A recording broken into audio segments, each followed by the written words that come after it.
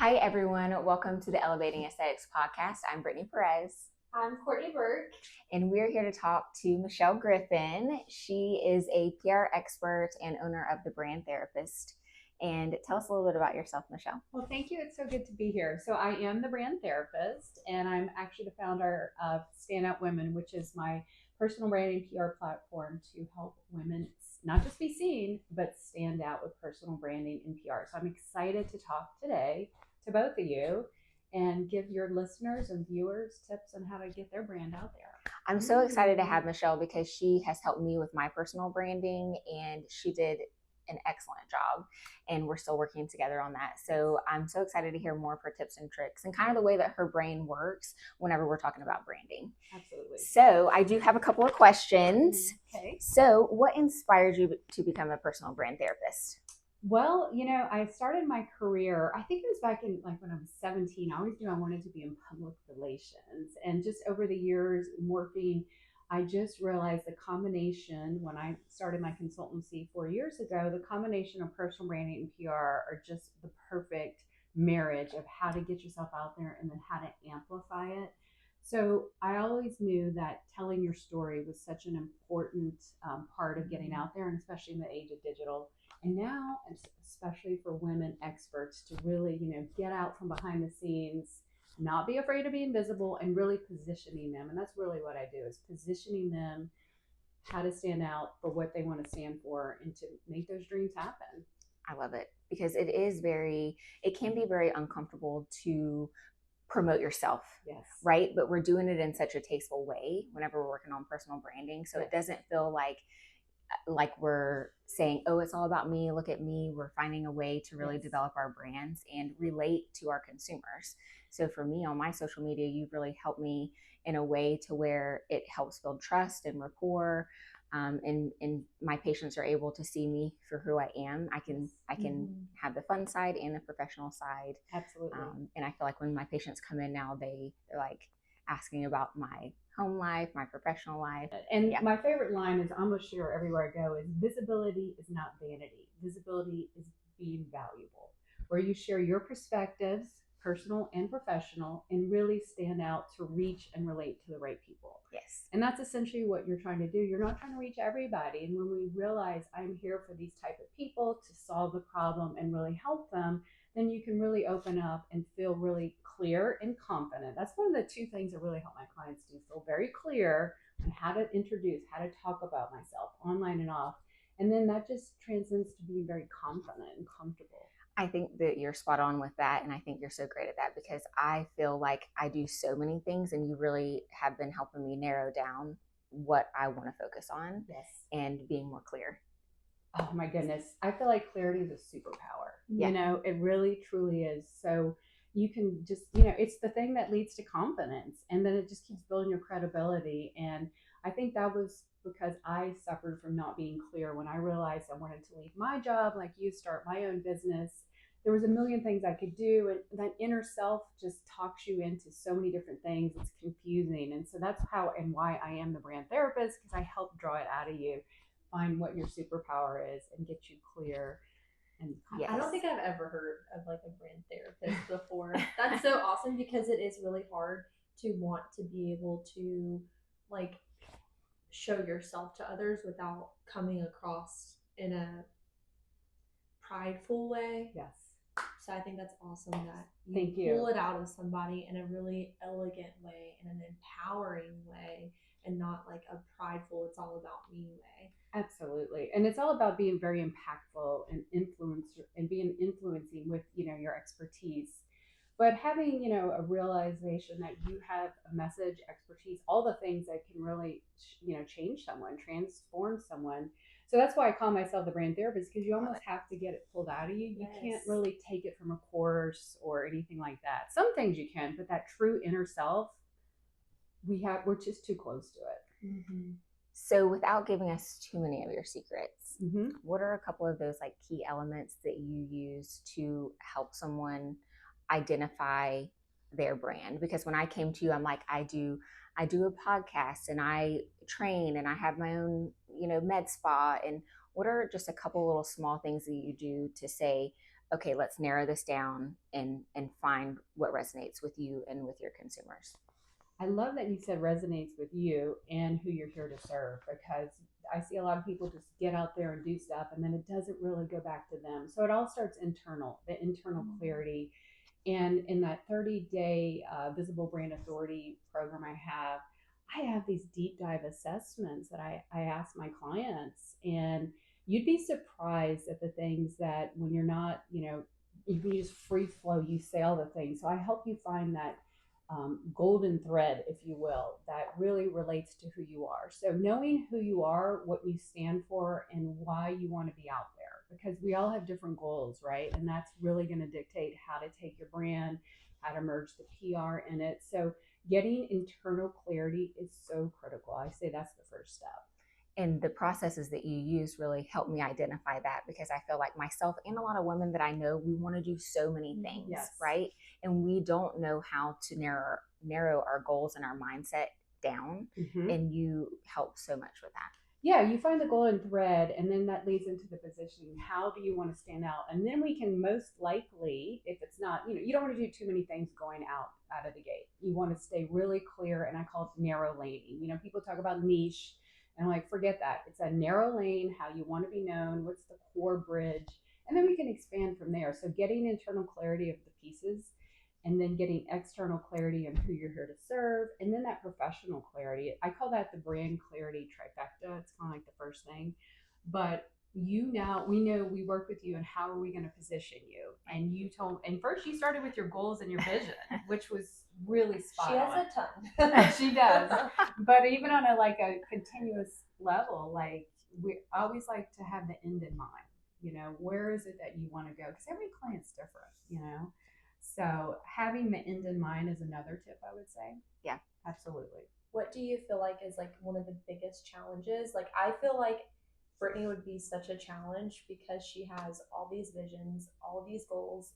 She does so many different things. So what would you say is a big challenge with what you do?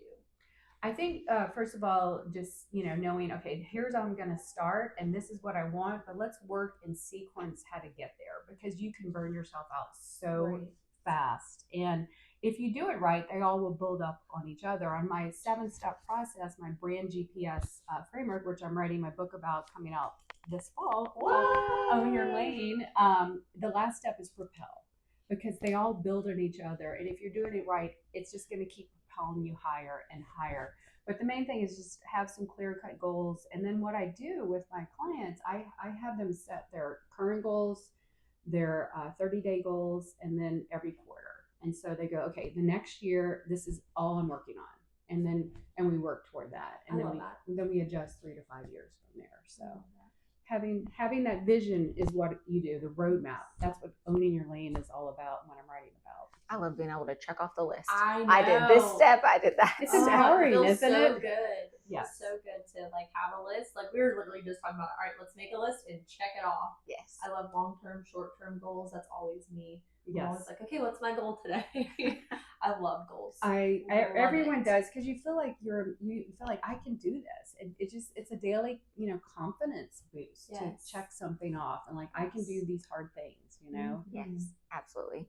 In the med spa field, since that's what we're in, how do you tell your clients to blend their authenticity while still remaining professional? Because for me, sometimes I do want to be goofy and I want to dance and I want to do things like that, but that can come off as unprofessional to some of your patients. So does that matter? What are your thoughts on that? I love that question, because we can't be all perfect, and we're not. As humans, we're not. Right? We want to, because that's what a personal brand is. We want to relate and like. So we want to know the things that make you tick. So I think getting out there, knowing how you want to stand out, it's a balance. And I actually coined a word a couple years ago called professional. So one thing, a lot of clients come to me and say, well, I don't want to be personal.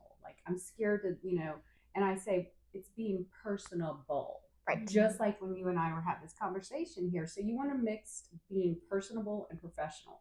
Because I do know people who are so professional and all they talk about, I feel like they don't have a personality, and it's almost robotic. Right. Yeah, and it gets boring. Yeah, it gets boring. We need some flavor. Exactly. But then she's my flavor. You were salt and pepper. Perfect.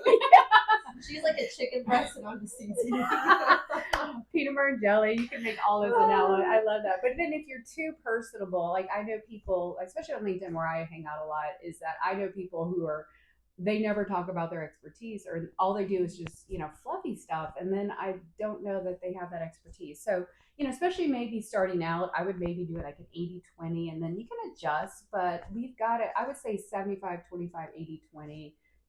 That way it's a good balance. Yeah. Because those personable moments like you dancing, that sticks in our mind, and sharing your family and all that. And some people are okay, you don't have to share your family. I know some people are very stickler like that. It's what's personable to you. Yeah. And I feel like now at the point in my career, I do want, patients to be able to see both sides of me. And the patients that don't like the dancing or seeing my goofy side just aren't the patients for me. Absolutely. Probably anyway. Yeah. So, you're not the person for everyone. And I've really had to, figure that out for myself. Of course, I want everyone to like me, but the reality is that you're not for everyone. Absolutely. And so I try to show up as my authentic self in person and online. Yes. And then the patients that love that, they come and see me. Mm-hmm. That's the greatest compliment you can give someone. About a month ago, I hosted some women in New Orleans for a brand retreat, and I've known them online and I never had met them in person. And when I did meet them, it was like they were exactly where they were online. And that's the biggest compliment you can have.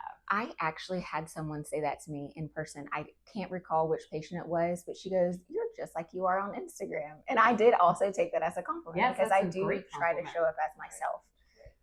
It's easier that way because there are people who try so hard to have that persona, and it just is not sustainable. And you don't feel fulfilled, and something's always feeling off when you are. So just be yourself, keep that balance. And then, when you've proved yourself and you've got all these accolades, all the things, people know that. So like, oh, she's so accomplished, but so fun too. I really want to work with her. Yes, 100%, 100%.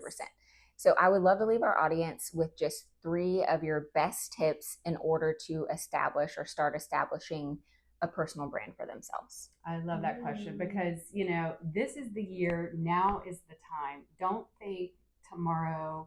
Start the groundwork now. It is not something that happens overnight. So first of all, decide. Okay, definitely decide and know that you have expertise, a mission, message, story that needs to be out there that can transform someone. So get really clear on you, on what lights you up, what doesn't, what is the problem you solve, and who are you here for. So get some of that. Also get your goals in check, because as I said, everyone has different goals, dreams, and visions. Yes. And that is going to dictate, but definitely do some work on yourself as far as what ticks, and then get out there and realize you can't just stick your toe in the water and come back 2 months later. If you're going to go all in, do it, but do it consistently at what works for you. But realize that in the age of AI and automation, especially, personal branding is going to be what we need for human connection. Can you tell when something's written with AI? 100%. Oh, man. I can too. Especially like on LinkedIn where I hang all the time. The word, I think ChatGPT loves the word embark. Embark on this, embark on that. Yes, it's embark. Okay. Do not use embark on your social media, even if you genuinely like that word. Let me make sure none of my captions have that. But that's not a word I would normally use anyway, right? That is the word. That's what's so funny is if I could come up with one word that I see all the time. Be a drinking game or something. Embark.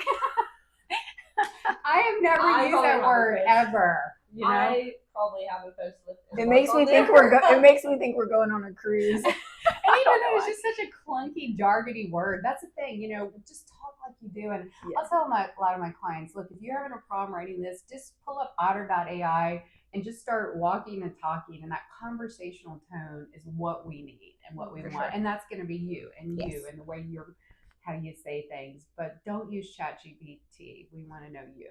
Yes. So. Or if you do use it, make sure that you warm it up. Oh, I call it warming it up. It's a good summary tool. I'm not saying don't use it, but just don't cut and paste. Don't copy paste. Yeah. 100%.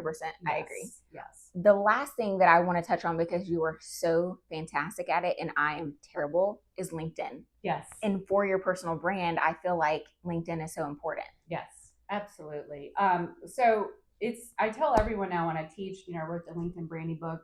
It's not the resume recruiter site. It is your personal brand website. So when people Google you, it comes at the top. So they can easily check on, and it's just another way of having that 24/7 salesperson, when you have everything you've accomplished, the media will go check you out on LinkedIn, right? Yes. To see if you're an expert for their article. So the media, you want to have it really well optimized so you're that expert go-to, or potential clients or everyone just goes to check you out. That's the nature of today's day and age. Yes. So establishing credibility for sure. Absolutely, credibility and authority with that for sure.